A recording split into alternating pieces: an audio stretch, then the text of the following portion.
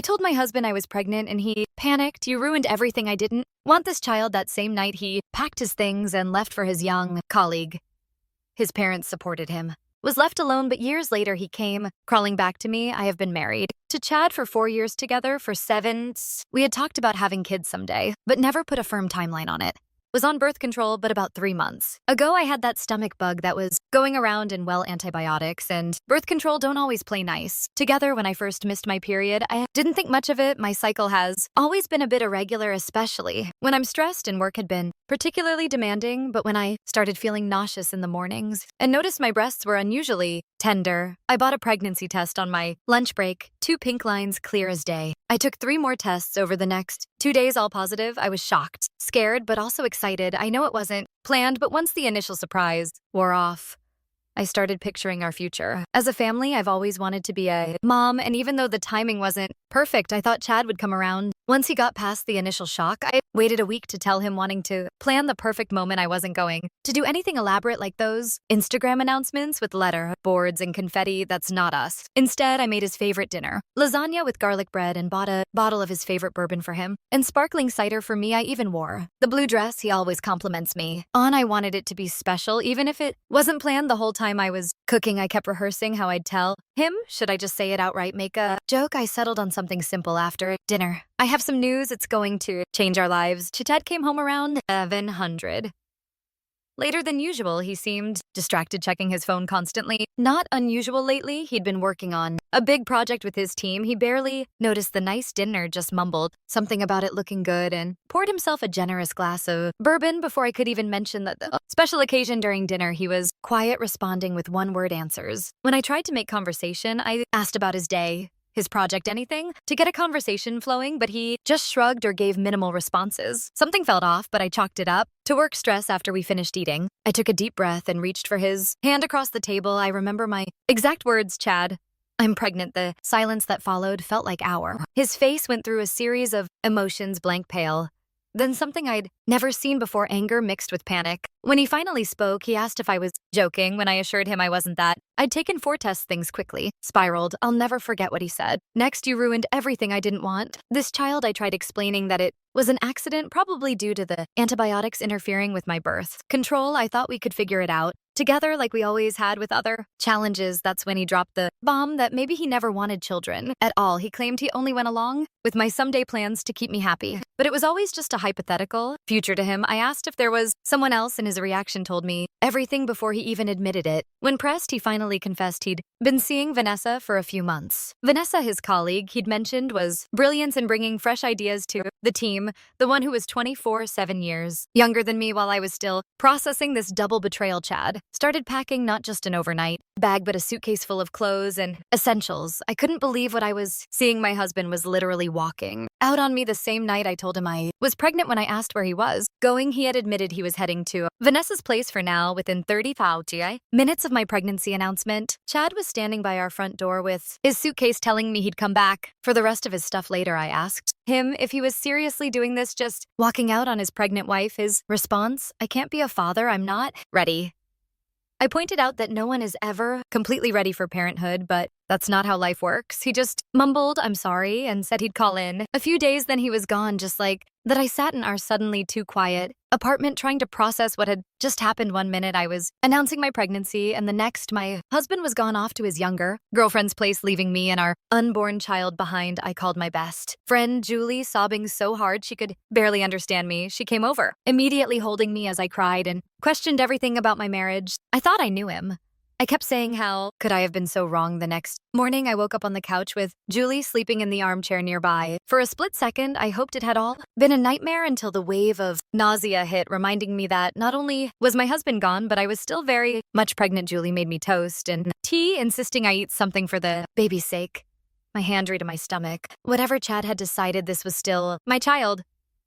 I tried calling Chad throughout the day, but it went straight to voicemail. My text asking him not to shut me out went unanswered by afternoon. I was feeling stronger anger starting to replace the shock. I called my OBGYN to schedule my first prenatal appointment. Was going to move forward with or without him that evening. I got a call from Chad's mother, Rebecca. The conversation was brief but illuminating. She told me Chad had explained the situation to them and suggested I should give him time because he was still too young for a family. When I pointed out he was 31, she brushed off, saying he was focused on his career. Then came the real kicker. She hinted that I should consider options, clearly suggesting termination. Without directly saying it, I firmly told her I was keeping this baby, her grandchild, regardless of Chad's decision. The call ended with me shaking with anger, finally understanding where some of Chad's attitudes came from. His parents had always coddled him, treated him like he could do no wrong. The next few days passed in a blur. I went to work, trying to act normal despite feeling like my world had imploded. I contacted a lawyer to understand my options,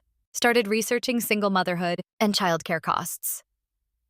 I looked at my finances, calculating how I could make this work alone if I had to. Chad finally texted 3 days after leaving, not to ask how I was doing or to apologize, but to inform me he was staying at Vanessa's and would send money for bills. When I replied that we needed to talk in person, his response was that he needed space and wasn't ready to talk yet. A week passed. Then too, he came by the apartment once when I was at work to get more of his things. He left his keys on the counter with a note saying he'd paid rent through next month and would contact me about divorce after speaking with a lawyer. Divorce. Just like that, I had my first prenatal appointment alone. When the technician did the ultrasound, and I heard my baby's heartbeat for the first time, that fast rhythmic whooshing sound, I broke down crying. The technician probably thought they were tears of joy, not tears of grief for the family. I thought we'd be the baby measured right on track. They gave me a tiny printout of the ultrasound image, just a little bean-shaped blur, but already my child. I put it on the refrigerator when I got home, a reminder that no matter what happened with Chad, this little person was counting on me. 3 weeks after Chad left, his father, Roland, called me. Unlike Rebecca's cold approach, he at least asked how I was doing. When I told him, honestly, that I wasn't doing great after being abandoned for a younger woman, and mentioned his wife suggesting abortion, he tried to smooth things over. He claimed Rebecca didn't mean it like that and that they were just concerned about Chad's career and promotion prospects. He called my pregnancy unfortunate timing and explained that Chad just isn't in a place where he can be a father right now. I reminded Roland that I hadn't planned to be a single mother either, but adults deal with life's unexpected challenges. He offered financial help, but made it clear that Chad needed to focus on his career and that he and Vanessa had a connection. After hanging up, I realized something important. I was utterly alone in this. Chad had chosen Vanessa. His parents had chosen him.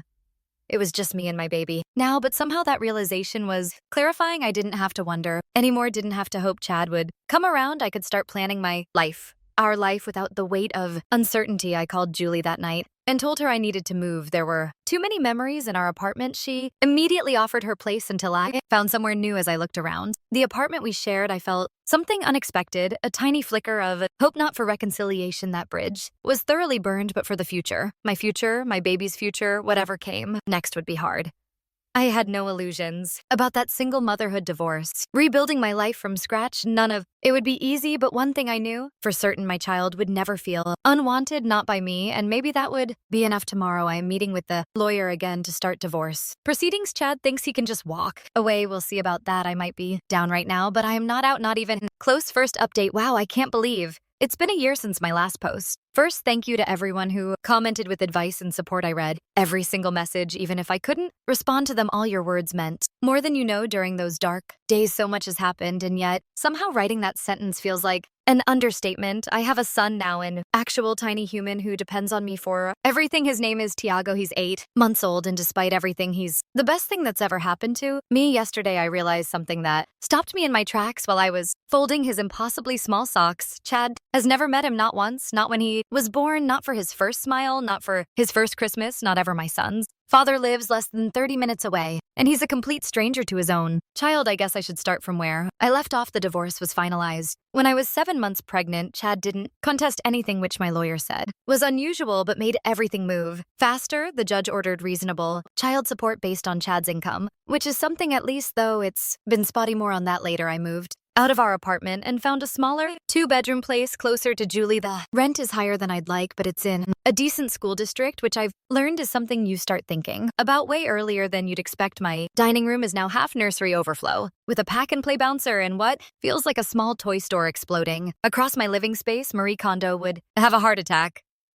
Tiago was born on a site Tuesday night after 19 hours of labor. Julie was my birthing partner, holding my hand and feeding me ice chips while I swore I couldn't do it. The nurses kept asking about the father, and I got tired of explaining, so I just started saying, he's not in the picture, which felt both true and like a massive understatement. Those first weeks were a blur of sleeplessness, nipple pain, sorry, TMI, and wondering if I was doing anything right. The night we came home, Tiago wouldn't stop crying, and I remember sitting on my bathroom floor at 3 a.m., also crying, Googling, why won't baby sleep on my phone while he wailed in my arms. I'd never felt so alone or so overwhelmed. But we survived day by day. We figured it out together. Tiago and I learned his cries hungry sounds different from tired, which sounds different from I just want to be held. I discovered he loves being sung to, even though I can't carry a tune. In a bucket, I watched his personality emerge bit by bit. He's observant, stubborn, wonder where he gets that from, and has a laugh that can light up the whole room. Work has been complicated. Went back when Tiago was 10 weeks old because I needed the money. My boss, Anastasia, has been surprisingly understanding, letting me work from home 2 days a week. Finding childcare nearly broke me financially and emotionally. Daycare cost more than my rent, which seems absolutely insane, but it's the reality for so many of us. I found a place that doesn't require taking out a second mortgage, but it's still a huge chunk of my monthly budget. The financial stuff has been one of the hardest parts. Child support from Chad comes sometimes, but there's always an excuse when it's late. His car needed repairs. He had unexpected expenses. He's switching jobs. Last month, it was 2 weeks late because he and Vanessa were in Spain. I saw the pic on Instagram before he bothered to respond to my texts about the missing payment. Speaking of social media, I made the mistake of checking his profiles a few months after Tiago was born there. They were Chad and Vanessa looking sun-kissed and carefree at some rooftop bar. No signs of sleepless nights or spit up stained clothes in their world. Blocked them both after that, Julie says. It's better for my mental health, and she's right. Julie has been my lifeline. Through all of this, she comes over with takeout when I'm too exhausted to cook, holds Tego so I can take an actual shower, and never once complains when all I can talk about is baby poop, consistency, or sleep regressions. She even organized a small baby shower when I was 8 months pregnant after Chad's friends all ghosted me. Funny how people pick Sid so quickly. Chad's parents have been interesting. After initially supporting their son abandoning his pregnant wife, they had a change of heart. Once Tiago was actually born, I got a text from Rebecca about a month after he arrived asking to see their grandson. I didn't respond right away, trying to figure out how I felt about it. Then came flowers, baby clothes, even a handwritten letter about how they'd love to be part of their grandson's life. I finally agreed to a short visit when Tiago was 4 months old.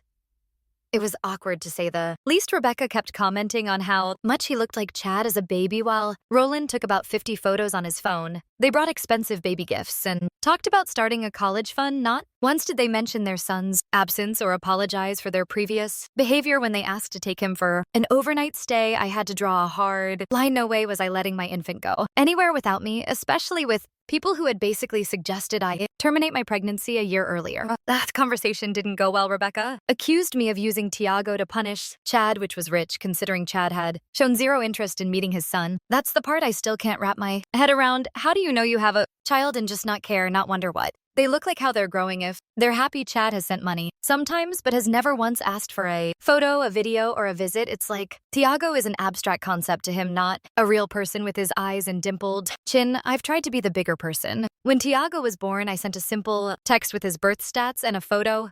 No response. I set up a shared photo album online where I occasionally upload pictures just in case Chad ever wants to see what he's missing. As far as I can tell, he's never opened it. For Tiago's first Christmas, I sent a holiday card with his photo to Chad's address. The envelope came back marked return to sender. Meanwhile, life goes on. Tiago started daycare, caught every possible virus in his first month there.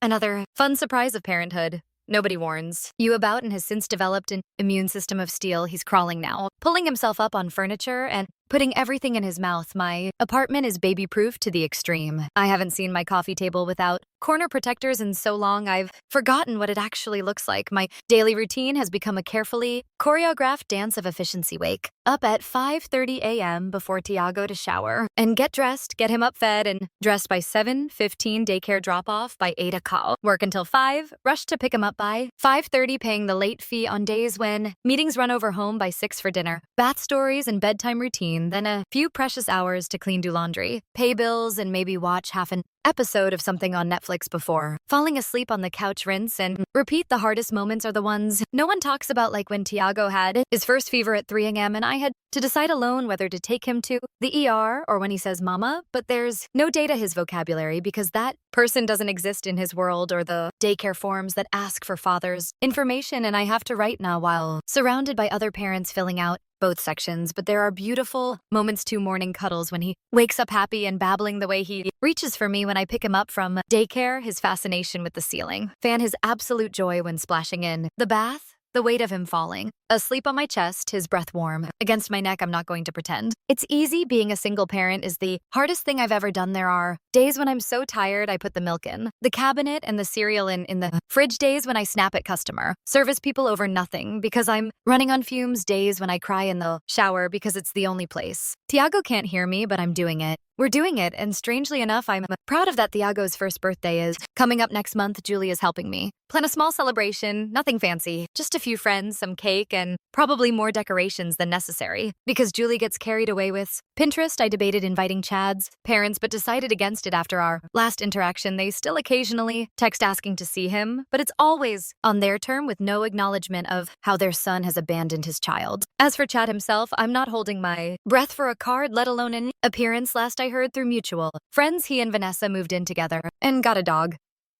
I guess that's the level of responsibility he's comfortable with. The kicker came last week. I finally got approved for a modest apartment in a slightly better area. It's nothing fancy, but it has a small yard where Tiago can play, and the schools are good. As I was signing the lease, my phone buzzed with a text. It was from Rebecca saying they were having a family reunion next month and wanted to include their grandson. The text included a photo of Chad and Vanessa, arms around each other, looking perfectly happy. I stared at that photo. For a long time, there was Chad smiling, living his life as if his son doesn't exist. Something shifted in me in that moment. Not anger exactly, though. There's still plenty of that, more like clarity. I've spent a year waiting for Chad to step up, to show even the slightest interest in his child. A year sending updates into the void. A year trying to be fair and reasonable despite everything. I texted Rebecca back, Tiago won't be attending if Chad wants to meet his son. He knows how to reach me, but I'm done making excuses for him or pretending he's anything but absent by choice. Then I blocked her number 2. Maybe that sounds harsh, but I'm done protecting Chad's image or his feelings. I'm done carrying the entire emotional load while he gets to live consequence-free. I'm done pretending for Tiago's sake that his father might suddenly become interested in his existence. The truth is, we're better off without someone who could so easily walk away. Tiago deserves people in his life who choose him, who show up for him, who love him unconditionally. I can't force Chad to be that person, so here we are. 1 year later, a single mom and her son against the world. It's not the life I planned, not even close, but looking at Tiago's sleeping face tonight, I realize something important sometimes. The family you end up with isn't the one you expected, but it's still perfect in its own way. I don't know what the future holds. The divorce settlement included a clause about revisiting custody if Chad ever decides he wants to be involved, which honestly seemed like a joke at the time, but my lawyer insisted was standard. Part of me hopes he stays away forever. Another tiny part still can't believe he doesn't want to know his amazing son for. Now I'm focusing on what I can control, building a stable home, creating happy memories, being both mom and dad as best I can, and maybe, just maybe, finding a way to trust again someday. But that's a problem for future Melissa present. Melissa needs to finish the laundry and go to bed. Tiago will be up at 6 a.m. whether I'm ready or not, so that's my update. 1 year, one perfect baby boy, and one day at a time. Second update, it's been 4 years since my last update. I honestly didn't think I'd be posting here again, but something happened yesterday that I can't stop thinking about, and I needed to put it somewhere. Tiago just turned 5 last month. 5. I still can't believe my little baby is now this chatty kindergartner who knows all the planets in order and corrects my pronunciation of dinosaur names.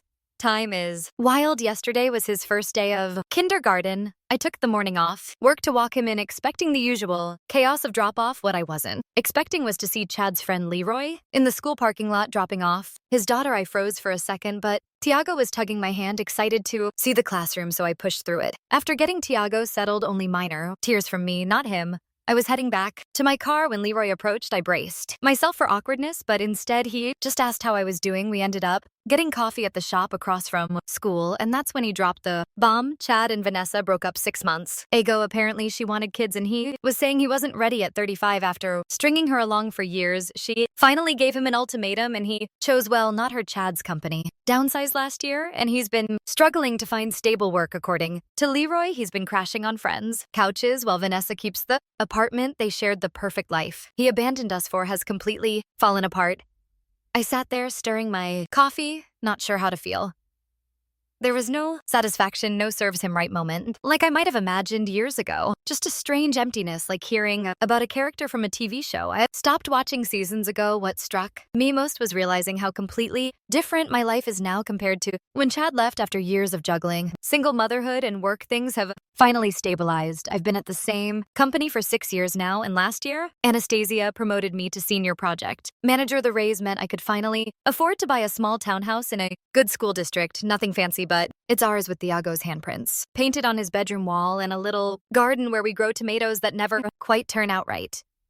Financial stability was hard won. There were so many nights of spreadsheets and budget calculations, weighing every expense. Child support from Chad eventually stopped completely around Thiago's 3rd birthday after multiple missed payments. I filed with the enforcement agency, but Chad had changed jobs so many times it was like chasing a ghost. Eventually, I decided the stress of fighting for it wasn't worth it. I'd rather Thiago see me calm and present than anxious and angry over money we could manage without. The question I've been dreading started coming about a year ago. Why don't I have a daddy? Thiago asked while we were grocery shopping. Completely out of nowhere, I prepared for this moment, read articles about age, appropriate explanations, but nothing prepares you for looking into those innocent eyes.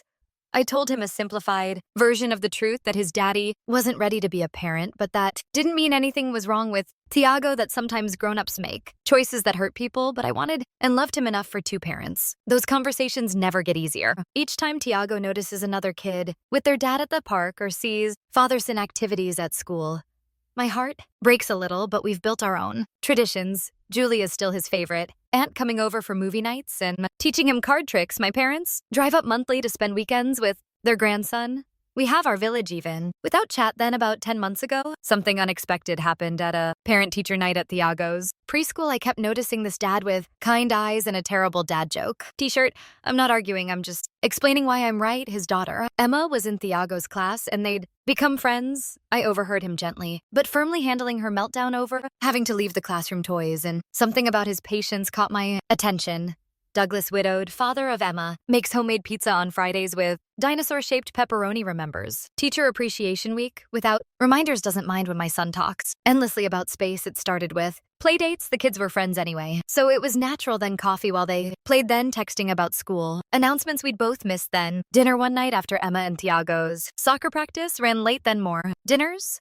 More texts, more conversations that stretched late into the evening. After the kids were asleep, Douglas never rushed anything. He understood the package deal. Me and Thiago always. He asked thoughtful questions about Thiago's interests, brought him books about stars after hearing about his space phase the first time he fixed Thiago's wobbly bicycle seat without being asked. I nearly cried at the simple kindness of it. 6 months in, Douglas told me about losing Emma's mom to cancer when Emma was just a year old, how he'd been terrified of raising a daughter alone, how he'd kept her mom's photos everywhere so Emma would know her. The raw honesty of his grief and love made me trust him in a way I hadn't trusted anyone in years. We've been officially dating for 7 months now. The kids know we're special friends and seem genuinely happy about our blended playdates. Last month, Douglas and I had the talk about where this is going. Nothing dramatic, just sitting on my back porch after the kids were asleep, talking honestly about our hopes and fears. He wants to move forward together, so do I. We're taking it slow, but for the first time 5 years, I'm allowing myself to picture a future with someone again. Meanwhile, Chad's parents have suddenly renewed their interest in Thiago after years of sporadic texts and occasional gift cards on birthdays. Rebecca called last month asking if they could take him for a weekend. When I explained that wasn't going to happen after years of minimal contact, she got defensive, claiming they'd always wanted a relationship but thought I was keeping them away. The truth is they made barely any effort until recently. I wonder if Chad moving back in with them has anything to do with their sudden interest. Douglas asked last week if he could take Thiago fishing along with Emma next weekend, something so simple. Yet it made my throat tight watching. Thiago's excitement about learning to fish like real boys do after Leroy's. Revelation yesterday, I checked Chad's Instagram for the first time in years. His carefully curated feed of exotic vacations and rooftop parties has been replaced with vague inspirational quotes about new beginnings and finding yourself. No mention of the sun turning 5 just miles away. I closed the app. Feeling oddly at peace 5 years ago, I was broken, terrified, and alone. Today I have a career I'm proud of, a home I own, an amazing kid who astonishes me daily, and a partner who chooses us every day not because he has to, but because he wants to. So that's where I am 5 years later. Not where I expected to be, but exactly where I meant to be, and Chad, his choices, led him exactly where his choices would naturally lead. I can't even find it in me to be bitter anymore. That part of my life feels like a different timeline. One, I stepped out of long ago. Third update. Last Saturday started like any other. Pancake breakfast, then rushing to Thiago's soccer game. Douglas and I were huddled under an umbrella watching the blue lightning when Douglas nudged me as that someone you know across the fields. Stood Chad after years of complete absence. My ex-husband was just watching our son play soccer. No warning. No heads, up text, nothing. When halftime came, Thiago ran over for water, excited about his defensive play. That's when I noticed Chad approaching us. Thiago spotted him. 2, asking who the stranger was before I could answer. Chad was standing there, awkwardly commenting on how big Thiago had gotten. I sent Thiago back to his team and confronted Chad. He admitted his mother had mentioned the soccer schedule. Of course, Rebecca. The sudden increase in contact from his parents made sense now. Douglas introduced himself, and I noticed Chad flinched slightly when he claimed the title of Thiago's father. I corrected him biologically only. After some tense words, Chad asked if we could talk after the game. I reluctantly agreed to 25 minutes at the nearby coffee shop. Douglas took Thiago and Emma for victory ice cream. While I met with Chad, he'd ordered me a cappuccino, not knowing I'd switched to lattes years ago. A small detail that somehow highlighted how much had changed. Chad's story came in pieces. Therapy for a year. 8 months sober, moving back with his parents after breaking up with Vanessa. The most stunning admission was that he'd actually asked his parents to limit contact with Thiago because he couldn't handle what he'd abandoned. Now he wanted to make things right and know his son. I told him plainly that Thiago wasn't the baby he walked out on, but a person with feelings and a life Chad knew nothing about. He acknowledged he couldn't just walk in and be dad, then asked about my relationship with Douglas. Something like pain crossed his face when I told him Douglas had been more of a father than he ever was. I agreed to consider odds supervised meeting with strict conditions. I would be present. It would be brief, and if he disappeared again, that was it forever. 3 days later, after talking with Douglas and our family therapist, I arranged a meeting at a park. Telling Thiago was harder than expected. His questions were heartbreaking. Why his father wanted to see him now, whether Douglas would come too, and if his biological father would like him. He decided to wear his soccer jersey so he knows I'm good at soccer. The meeting wasn't terrible.